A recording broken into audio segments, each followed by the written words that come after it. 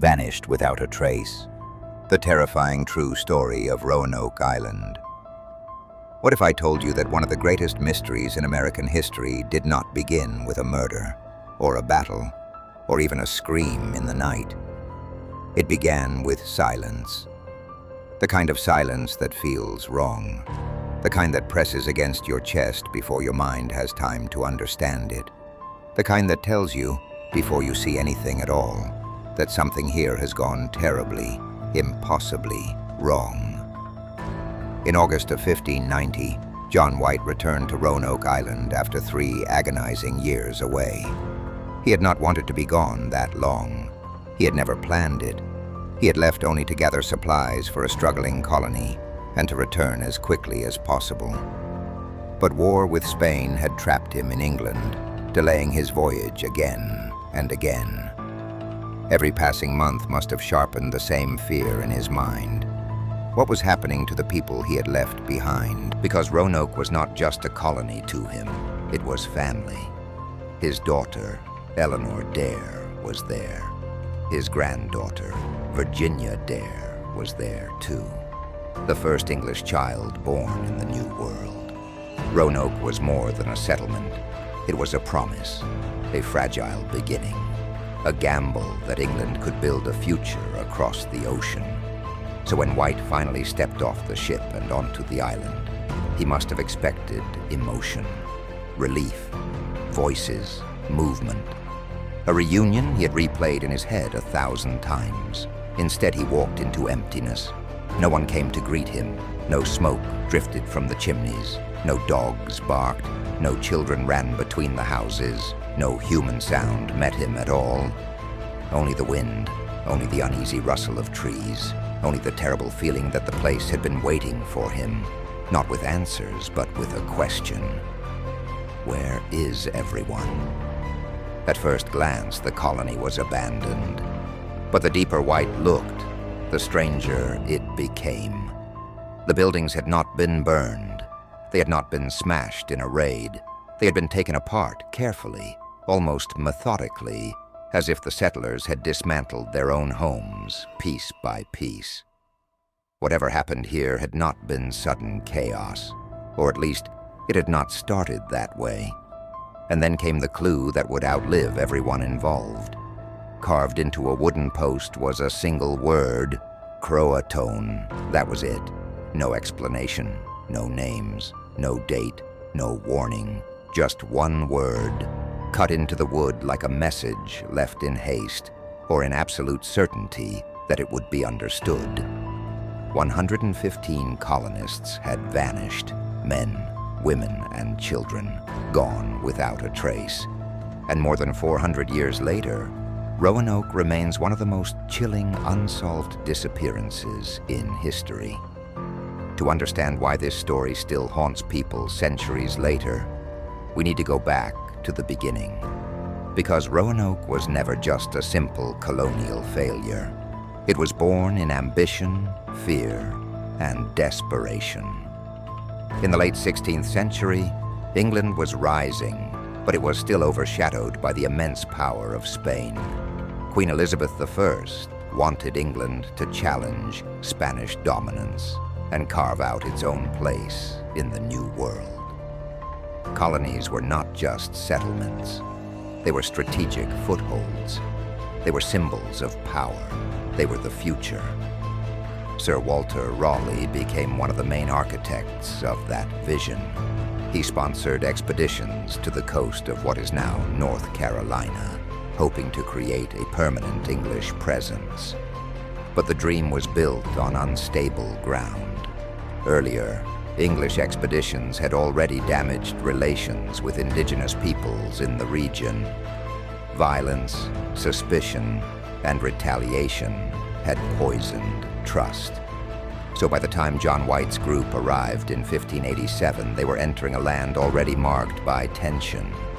And unlike the image many people have of hardened conquerors, these settlers were not all soldiers.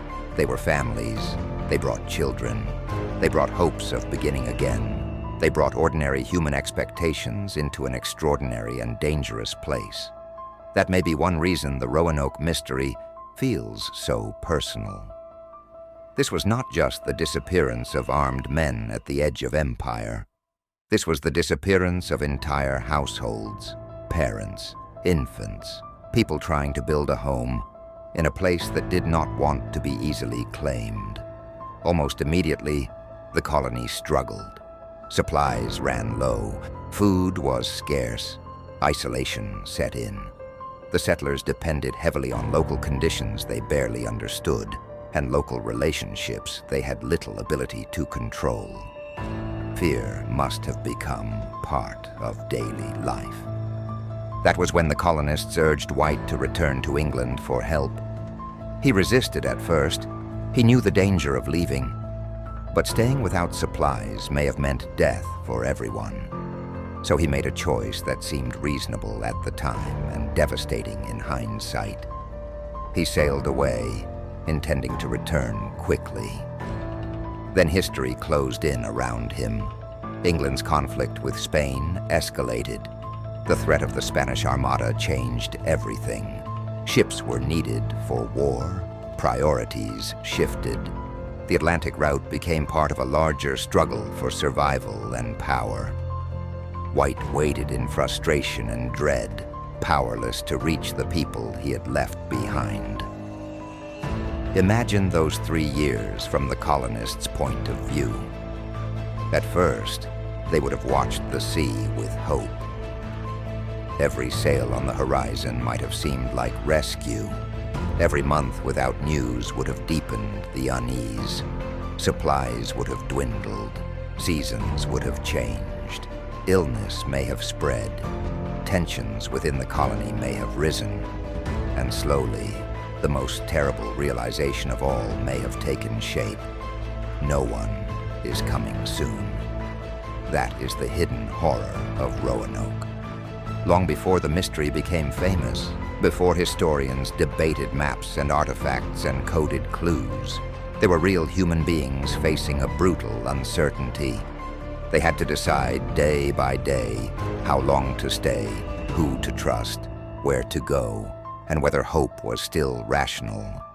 Somewhere in that silence, a decision was made.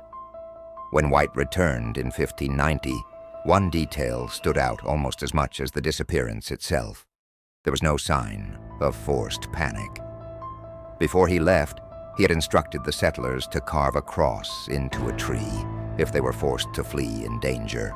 No cross was found. That mattered. It suggested that, at least on the surface, the move had not happened under immediate attack. So what did Croatoan mean? The most direct explanation is also the oldest. Croatoan was the name of a nearby island, and also the name of the indigenous people who lived there. White already knew of them. They were among the groups thought to be friendlier to the English than others in the region. If the settlers were desperate and running out of supplies, it would make sense for them to move there. It would be a practical choice, a survivable choice. And yet the word itself has taken on an almost supernatural weight over time, because it is the last confirmed trace of the colony. A destination became a symbol. A place name became a riddle. Because if Roanoke's people did go to Croatoan, what happened next? Why did none of them return to English settlements later? Why did no clear record emerge? Why did they seem to fall completely out of history? This is where the mystery widens. One theory holds that the colonists were absorbed into indigenous communities. This is not a wild fantasy. It is one of the strongest explanations historians have. In fact, it may be the most human explanation of all. A starving colony, abandoned for years, might have survived only by joining people who already understood the land. Over time, names, customs, and identities could have changed. Children could have grown into another world. The lost colonists would not necessarily have seen themselves as lost. They may simply have become something else. There are hints that support this possibility. Later English observers reported stories of indigenous groups whose members had European